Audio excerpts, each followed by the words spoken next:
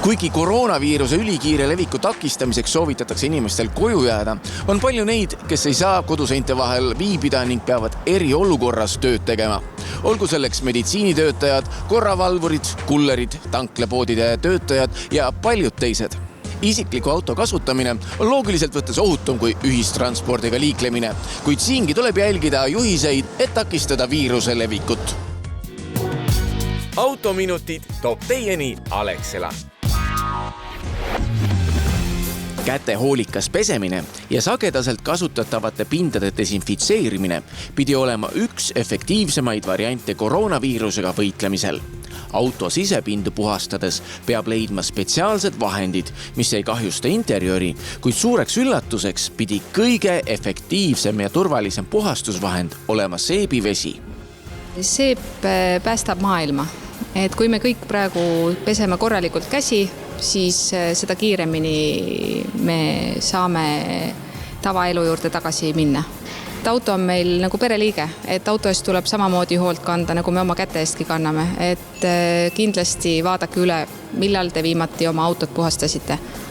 Maailma Tervishoiuorganisatsioon kinnitab seebi efektiivsust koroonaviirusega võitlemisel, sest perfektse hügieeniga saame koroona leviku kontrolli alla. Ramqvist Estonia müügidirektor Liina Laanemets soovitab võimalusel kasutada puukoore seepi, mis on levinud näiteks restoranides ja mis ei kuivata nahka.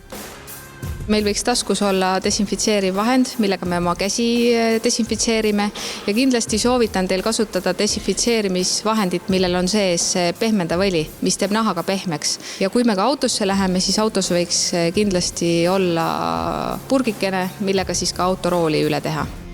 Autopindu puhastama asudes vaadake hoolikalt, milline materjal kannatab alkoholi sisaldavat lahust ja milline mitte.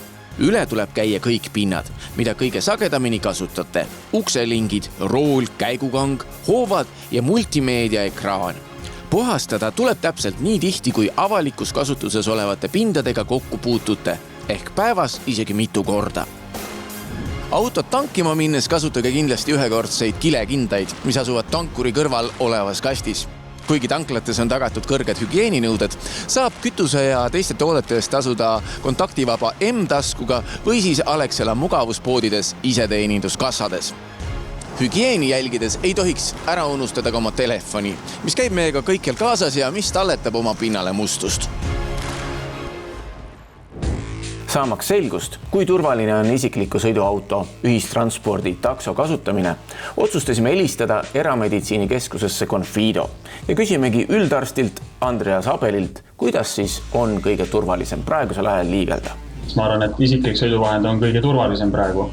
Et kindlasti, mida ma soovitaks, eks ikkagi iga õhtuselt võib-olla pärast tööd tulekut või pärast sõitmist on ju puhastada ära sellised peamised pinnad, millega käed kokku puutuvad. Et ühistranspordis võiks üritada, kui vähegi võimalik, järgida neid samu soovitusi, mis on ka igal pool mujal, ruumides, kontorites, et üritada hoida teiste inimestega võimalikult sellist suurt vahemat, distantsit, vähemalt meeter, endal võib-olla ikkagi kanda kindaid, kui sealt kuskilt kinni hoida. Kindlasti koju või tööle jõudes puhastada ära oma käed, pesta kõigepealt ära, siis desinfektandiga ära puhastada. Kindlasti vältida ühistranspordis enne, kui käed on puhastatud oma näo puudutamist, et sellised üldised samasugused hügieenireeglid nagu tegelikult igal pool mujal. Aitäh kõigile, kes te meie heaolu eest hoolt kannate, et elutähtsad teenused oleksid tagatud, et toit jõuaks lauale ja et kütus jõuaks paaki.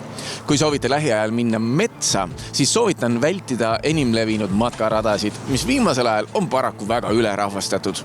Sellised olid Autominutid. Kohtume teiega juba järgmisel nädalal. Autominutid toob teieni Alexela.